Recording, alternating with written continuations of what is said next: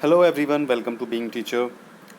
आप सभी लोगों को थोड़ा सा सुपर टेट के बारे में कुछ इन्फॉर्मेशंस देनी थी, क्योंकि बहुत से बच्चों के कमेंट्स मिले थे मुझे वीडियो में, और इंस्टाग्राम पे भी 4 से 5 बच्चों के कमेंट्स आए थे। तो मुझे लगा कि इस पे एक वीडियो बना देना चाहिए, क्योंकि एक एक क्लिप वायरल हो रही है और उस क्लिप में लेकर के दावा किया जा रहा है कि जैसे कि 69,000 की वैकेंसी जो आई थी, वैसे ही जो है दिसंबर में आया था, और इस सारी चीज़ें जनवरी में सुपर टेट हुआ था। ये सारी चीज़ें जो हैं, ये क्लिप थोड़ा वायरल हो रही है, तो उस चीज़ को लेकर के मैं थोड़ा सा समझा देता हूँ आप सभी को कि शायद इस बार ऐसा कुछ ना हो। क्योंकि आचार संहिता की बात अगर की जा रही है, तो कि इलेक्शन कमीशन ने कह दिया है कि आचार संहिता जो है वो दिसंबर में कभी भी लग सकती है। 20 दिसंबर के बाद में कभी भी आचार संहिता उत्तर प्रदेश में लग सकती है। ठीक है।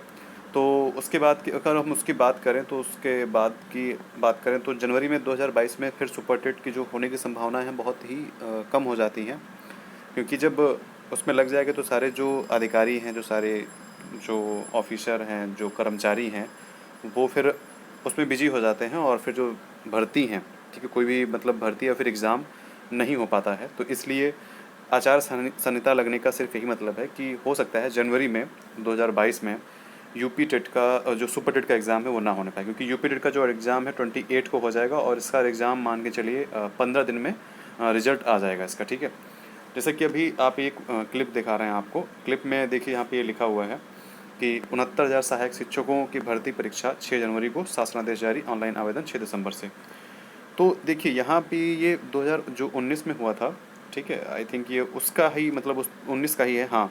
तो 19 में जो ये एग्ज़ाम हुआ था, ठीक है, तो उसको लेकर के यहाँ पे एक बता रहे हैं कि सेम यही प्रोसीजर हो सकता है जो इस बार हुआ था। इस बार मतलब जो भर्ती आने वाली है, तो सेम यही प्रोसीजर हो सकता है अपनाएं, कि 1 महीने में फॉर्म भर करके और आपका जो है एग्ज़ाम भी हो जाए। ठीक है। तो थोड़ा सा इसको पढ़ लेते हैं कि पिछली बार कैसे क्या हुआ था, और क्या वही सेम चीज़ इस बार भी होगी। तो यहाँ पे दिया हुआ है कि 20 दिसंबर है आवेदन करने की आखिरी तारीख। 6 दिसंबर से फॉर्म ऑनलाइन हो गए थे, 14 दिन सिर्फ जो है आपको फॉर्म ऑनलाइन मतलब करने की सुविधा दी गई थी। तो यहाँ पे दिया है कि 69,000 सहायक अध्यापकों की भर्ती के लिए 6 जनवरी को परीक्षा होगी, और रविवार को जो है उस शासनादेश जारी कर दिया था, बहुविकल्पीय परीक्षा होगी। समय कम होने की वजह से परीक्षा जो है मंडल मुख्यालयों पर ही आयोजित कराई जाएंगी। ठीक है। शासनादेश के अनुसार मंडल मुख्यालय की जनपदीय समिति द्वारा परीक्षा केंद्र निर्धारित कर इसकी सूची सचिव नियामक प्राधिकारी को 24 दिसंबर तक उपलब्ध करवा दी जाएगी। 31 दिसंबर को प्रवेश पत्र वेबसाइट पर अपलोड कर दिए जाएंगे, और 8 जनवरी को परीक्षा के आंसर की जारी कर दी जाएगी। 6 जनवरी को एग्जाम होगा, 8 जनवरी को परीक्षा की आंसर की जारी कर दी जाएगी। ये इस बार का नहीं है। ठीक है। ये पिछली बार जो हुआ था एग्ज़ाम, जो 69,000 वैकेंसी आई थी, उसकी ये क्लिप है, और उसका ये पूरा प्रोसीजर मतलब बता रहे हैं कि जैसे पिछली बार हुआ था, उसी मतलब उसी तरीके से इस बार भी होने की संभावनाएं हो सकती हैं। लेकिन आपको बता दें कि जो 2019 का जो फॉर्म था, जो 2019 का जो शिक्षक भर्ती थी, वो इलेक्शन ईयर नहीं था। ठीक है। उस साल इलेक्शन नहीं होने वाले थे, या फिर उसके अगले साल इलेक्शन नहीं होने वाले थे। इसलिए उस टाइम पे ये मान के चलिए कि ये चांसेस थे कि हाँ, एग्ज़ाम करवाए जाएंगे और वैकेंसीज़ आएंगी ही, और क्या नाम, आपका वैकेंसीज़ आएंगे तो बच्चे सेलेक्ट होंगे। ठीक है। रिजल्ट आराम से जारी हो जाएगा, कोई दिक्कत नहीं थी। लेकिन इस बार क्या हुआ है कि इस बार जो इलेक्शन कमीशन ने खुद कहा है, ठीक है, इलेक्शन कमीशन ने खुद बोला है कि दिसंबर में कभी भी हम जो आपका अ, आचार संहिता है हम लगा सकते हैं, और लगने के बाद में फिर ये सब प्रोसेस थोड़ा सा ये चीज़ें ठप हो जाती हैं। ठीक है। ये सारे काम नहीं हो पाते हैं। तो इसको लेकर के यहाँ पे देखिए दिया भी हुआ है कि 1 नवंबर से तबादलों पर रोक लगा दी जाएगी, और शुरू होगा मतदाता सूची पुनरीक्षण अभियान। चुनाव आयोग की अनुमति से ही तबादले हो सकेंगे। ठीक है। नहीं हो सकेंगे इनके तबादले। 1 नवंबर से तबादलों मतलब जो ट्रांसफ़र हैं उन पे रोक लग जाएगी, और इनके जो डीएम हैं, एसडीएम हैं और एडीएम हैं, तहसीलदार हैं, इनके जो मतलब ट्रांसफ़र्स हैं वो नहीं हो पाएंगे 1 नवंबर के बाद में। तो ये मान के चलिए कि जो उत्तर प्रदेश का इलेक्शन अभियान है, ठीक है, वो शुरू हो जाएगा। और यहाँ पे देखिए लिखा हुआ है कि जो रोक मतदाता सूची के अंतिम प्रकाशन की जो तारीख है 5 जनवरी 2022 तक प्रभावी रहेगी।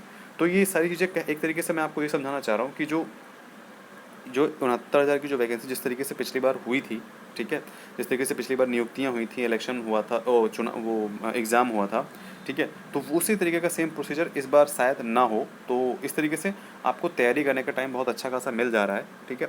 लेकिन सुपर टेट के लिए जो लोग अप्लाई नहीं कर पाए हैं, वो लोग अभी अप्लाई करते हैं, क्योंकि सुपर टेट की लास्ट डेट 25 है। और सुपर टेट के कोई भी रिलेटेड आपको कोई प्रॉब्लम होती है तो कमेंट करके पूछ सकते हैं। कमेंट्स आपके बहुत ही ज़्यादा आ रहे हैं, तो अच्छा भी लग रहा है कि आप लोग थोड़ा सा अवेयर हैं इन चीज़ों को लेकर के। ठीक है। और यहाँ पे रही ये बात कि आप लोग तैयारी कीजिए, वैकेंसीज आएंगी, ठीक है। वैकेंसी ऐसा नहीं कि वैकेंसी नहीं आएंगे। अगर इलेक्शन से पहले मान लीजिए अगर वो लोग नोटिफिकेशन जारी कर दे रहे हैं इलेक्शन और नहीं करवा पा रहे हैं एग्ज़ाम, तो जस्ट इलेक्शन कंप्लीट हो जाएगा, उसके बाद में तुरंत जो है उसका एग्ज़ाम कराया जाएगा। तो ये मान के चलिए वैकेंसी आएंगी, वैकेंसी के लिए नहीं होना है परेशान।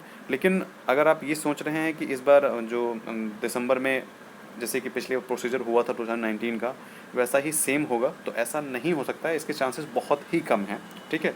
अब अगर सरकार चाहे, मतलब जैसे कि 28 नवंबर को एग्ज़ाम हो रहा है यूपी टेट का, और यूपी टेट के जस्ट 10 दिन में रिजल्ट निकाल करके और नोटिफिकेशन जारी कर दे, और जनवरी तक अगर आप चाहे एग्ज़ाम ले सकता है, जैसे कि सेम प्रोसीजर हो सकता है, हो भी सकता है, ऐसा नहीं है, ठीक है। लेकिन अगर इलेक्शन कमीशन ने आचार संहिता लगा दी तो शायद बहुत ही मुश्किल होने वाला है, ओके। जैसे कि यहाँ पे दिया हुआ है कि अफसरों को चुनाव ड्यूटी से पहले हलफनामा देना होगा, तो मतलब ये है कि पूरी तैयारी जो है इलेक्शन यूपी में हो रही है इलेक्शन की, तो कुछ भी हो सकता है, नोटिफिकेशन आ भी सकता है, नोटिफिकेशन नहीं भी आ सकता है। तो इसलिए आपको घबराना नहीं है, परेशान बिल्कुल नहीं होना है। आप लोग अपनी तैयारी पे लगिए। जब भी नोटिफिकेशन आए, जब भी आपका यूपी का एग्ज़ाम होने के बाद जब भी नोटिफिकेशन आएगा शिक्षक भर्तियों का, तो आपकी तैयारी होनी चाहिए, ठीक है। क्योंकि तैयारी में आपके मान के चलिए सुपर टेट में 14 सब्जेक्ट हैं, ठीक है। हलवा मत समझिए, बहुत ही कठिन है। अच्छे के समझ रहे हैं, मतलब अच्छे ठंडे हो जाते हैं इसको पेपर देने में। तो इसीलिए तैयारी कीजिए, तैयारी को लेकर के बिल्कुल भी पैनिक मत होइए और घबराइए बिल्कुल मत। आप लोगों को अगर कोई भी प्रॉब्लम होती है, कोई भी सॉल्यूशन चाहिए, तो आप लोग नीचे कमेंट बॉक्स में कमेंट कर सकते हैं। अगर आपको कोई प्रॉब्लम है, पर्सनल प्रॉब्लम है, तो आपको नीचे कॉन्टैक्ट मी करके एक दिया होगा, वहाँ पे आप जा करके कॉन्टैक्ट हमसे पर्सनली कर सकते हैं और अपनी प्रॉब्लम को शेयर कर सकते हैं, ठीक है। तो आई थिंक आज की जो इन्फॉर्मेशन थी वो इतनी ही थी। और लैपटॉप जो टैबलेट को लेकर के सूचना है, उसका वीडियो मैंने आपको बताया था कि जल्दी अपलोड किया जाएगा, तो आज शाम तक उसका वीडियो अपलोड हो जाएगा। और लैपटॉप उन सभी बच्चों को मिलेगा जो कि प्रिपरेशन करते हैं या फिर किसी क्लास में हैं।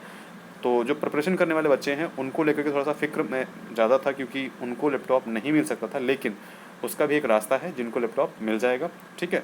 तो उस रास्ते को मैं कैसे क्या मिलेगा वो मैं आप जो शाम को उसका वीडियो आपको मिलेगा, और वीडियो को लास्ट तक देखना है, पूरा देखना है। और जब समझ नहीं आएगा उस वीडियो को तब आप नीचे कमेंट करेंगे, ठीक है। और साथ ही में अगर कोई प्रॉब्लम होती है तब भी आप नीचे कमेंट कर सकते हैं, मैं बार बार आपसे कह रहा हूँ, ओके। चलिए ध्यान रखिए, मिलते हैं नेक्स्ट वीडियो में, बाय बाय। और अगर आपको मैं एक चीज़ और समझा दूँ कि जो सुपर टेट और यूपीटेट की क्लासेस हैं वो कंटिन्यू रन होंगी, ठीक है। क्योंकि बहुत से बच्चों को कमेंट भी आ रहे हैं कि सर क्लासेस कराइए, अब फॉर्म फिल हो गए हैं सभी के, तो जो क्लासेस हैं वो भी रन कराई जाएंगी, उसके लिए परेशान मत होइए। क्लासेस भी आपके रन होंगी, लेकिन ये है कि आपको लग के जो है सेल्फ स्टडी ज़्यादा करनी है, सेल्फ स्टडी फोकस ज़्यादा कीजिए, क्योंकि सेल्फ स्टडी जो है वो ही आपके एग्ज़ाम में काम आएगी, ठीक है। वीडियोस आपको देखने हैं, लेकिन जब आपका फ्री टाइम हो तब आप वीडियोस देखिए। वीडियोस देखने का जो टाइम है आप सुबह का स्किप करके कि दोपहर या शाम को जो है अपना वीडियो देखिए, क्योंकि दोपहर में जब आप खाना खाते हैं उसके बाद जब आप वॉक करते हैं तब आप वीडियो देख सकते हैं, ठीक है। प्रॉपर तरीके से अगर आपको वीडियो देखना है तो इवनिंग में देखिए, लेकिन सुबह का जो है टाइम वो अपना आप सेल्फ स्टडी में यूज करें, ओके। तो थोड़ा सा शेड्यूल को भी अपना संभालें, शेड्यूल के अकॉर्डिंग ही अपना काम करें। चलिए ध्यान रखिए, मिलते हैं स्टूडियो में, बाय बाय।